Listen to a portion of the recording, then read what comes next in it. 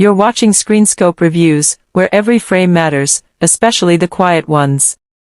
Let's reframe the conversation around Reacher. From the very beginning, Reacher has been presented as a self-contained force. A man who enters chaos, maps the geometry of violence, and exits with the problem erased.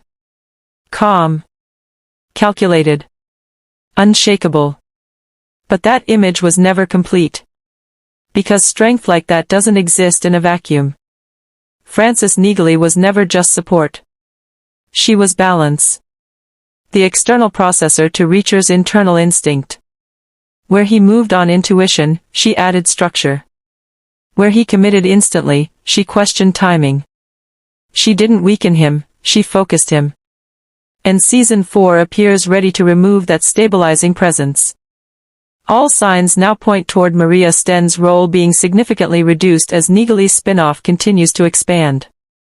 And that absence doesn't feel like a scheduling coincidence. It feels like a narrative decision. Season 4 seems designed to strip Reacher down to his most dangerous state, isolation. Not just physical solitude, but strategic solitude. No second opinion. No recalibration after the fight. No voice asking if the obvious answer is the right one. Early descriptions suggest a tonal shift. Less explosive brawls. Fewer rooms cleared through brute force. Instead, a colder season. More surveillance. More psychological warfare. Traps that unfold slowly. Enemies that don't rush, but wait. In that kind of environment, isolation isn't dramatic. It's lethal. Reacher has always thrived in motion. He enters, assesses, and acts. But Season 4 seems poised to ask a different question: what happens when the threat refuses to reveal itself? When the enemy studies him first. When patience, not power, becomes the battlefield. Without Neagley, every decision sits entirely on Reacher's internal compass. And while that compass is strong, it's also rigid. Reacher doesn't linger. He commits.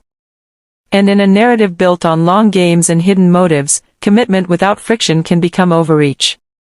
That's why fans aren't treating this shift lightly. Season 4 doesn't look like escalation. It looks like examination. Has Reacher always been effective because he's alone, or because he's had just enough connection to keep his instincts sharp?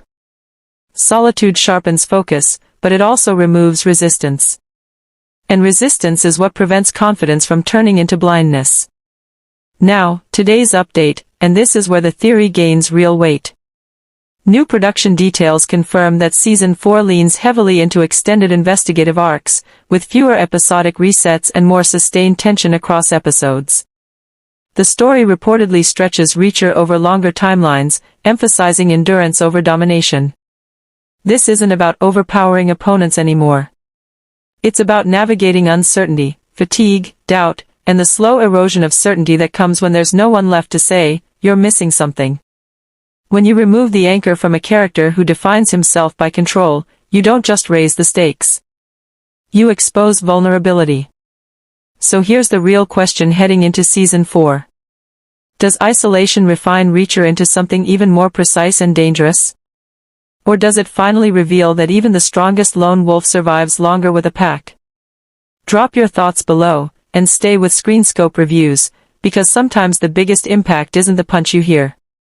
It's the silence that follows.